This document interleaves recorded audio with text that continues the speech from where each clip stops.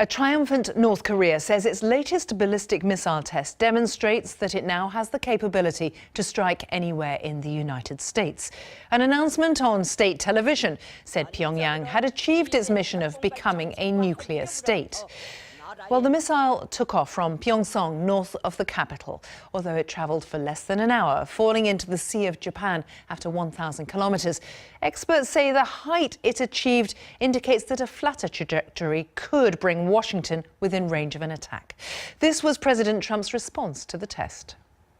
As you probably have heard, and some of you have reported, a missile was launched a little while ago from North Korea. I will only tell you that we will take care of it. We have General Mattis in the room with us, and we've had a long discussion on it. It is a situation that we will handle. Of course, there's a very different view in North Korea. These comments were recorded on the streets of Pyongyang by the AFP news agency.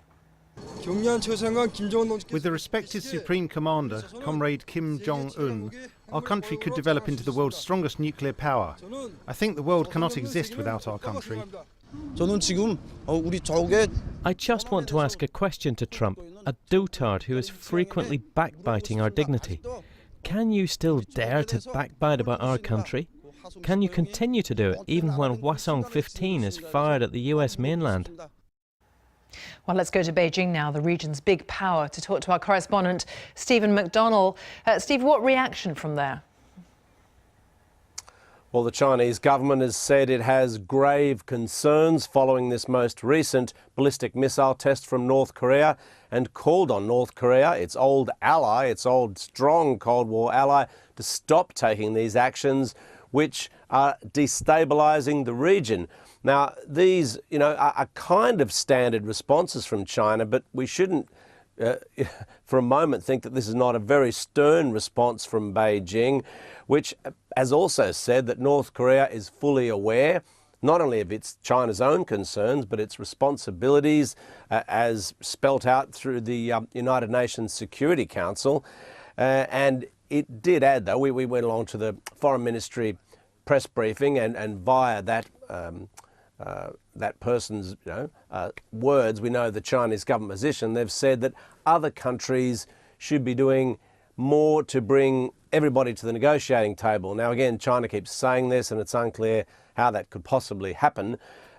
China wants a freeze in US and South Korean exercises in exchange for North Korea stopping its missile testing, but in the West and in everywhere else except for China, I guess apart from Russia, there's not much enthusiasm for that way forward. And Stephen, just remind us how much China is doing, in fact, pressurised by Donald Trump too, on the economic side. Well, you can imagine China would argue, the Chinese government, we're the ones taking most of the economic heat on this because 80+% of North Korea's trade is coming through China. Now, textiles blocked, coal has massive restrictions and at the moment is blocked, seafood blocked. So all these ways that North Korea used to get hard currency are not available anymore through China. Now, what the Chinese government says, I think there's a lot of confusion over this when you hear statements from the US administration in terms of China could do more, or it's not going to do anything outside what the United Nations Security Council says. Now, the Chinese government says we are very strongly adhering to what we've agreed to at the UN Security Council. So for China to do any more, for example, some countries have called on China to cut off gas altogether. It's not going to do that unless that is agreed to at the UN Security Council. Steve, thank you very much for bringing us up to date on the reaction from China. We also have a line coming through, reported by AFP from the Kremlin, saying this is a provocative action, this latest missile test, that will lead to further tensions. Joining me now, our defence correspondent, Jonathan Marcus. Jonathan, how much of a step forward is this for North Korea? Well, it's steady progress. I think two interesting things about this launch. Well, three really. One, that it happened at all. So the slight lull for 2 months in North Korean testing clearly wasn't because they were cowed by the United States or pressurized by China. They were simply having a kind of seasonal slowdown, which analysts have pointed to in past years.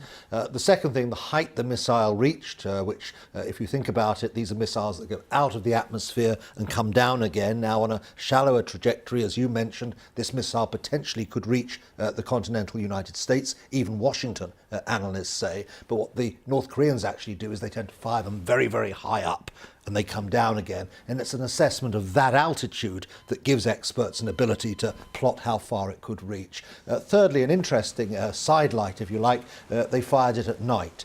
That they've done this before, but it's interesting because it means that the missile isn't perhaps so easily visible. There are suggestions that they may have fueled it before the missile was actually launched into an erect position prior to the launch. And again, all sorts of indications that they're trying to get to a point where they would have weapons that could be fired in much shorter times, visible to a potential preemptive striker, for example, for a much shorter period. So that has got to cause, at the least, real concern in Washington. Well, it causes real concern. I mean, look, Mr. Trump has made it clear. He says that North Korea will not be allowed to have a weapon that could carry a nuclear bomb to the continental United States. Is North Korea at that point now? Probably not. There are a whole set of complicated technical and physical things that are required to actually, launching the missile is one thing, getting the range is another, but being able to have a warhead on the front, which is heavier, to make sure that that warhead gets through the atmosphere and so on intact is another thing. So it probably still has many more stages to go through. But of course, the crucial thing is that experts have been amazed by the progress that North Korea has been making. They have not been going along, as it were, to the slow, gradual timeline that many people expected. They have been exceeding that. And that is what is worrying many people. Yeah, they have done far better in their terms than expected, and that's something that the White House and the Pentagon will be very aware of, which throws the light back on President Trump's threats to rain down fire, the possibility of a military option. Well, it seems almost cavalier to talk about it. I mean, what would a military option involve? Would it involve taking out a single weapon a single missile before it was being fired? Would it be a preemptive strike to try and take out as much of North Korea's nuclear and missile architecture and so on as the Americans can reach? What would be the consequences of that, particularly for America's close ally, South Korea? It's almost unthinkable. The problem is that the diplomatic process is getting nowhere. Once again, we're hearing calls from the Americans to turn the screw that extra little bit tighter. We know that the Chinese are very unwilling to do that, for the fundamental reason that they do not want the North Korean regime to disappear.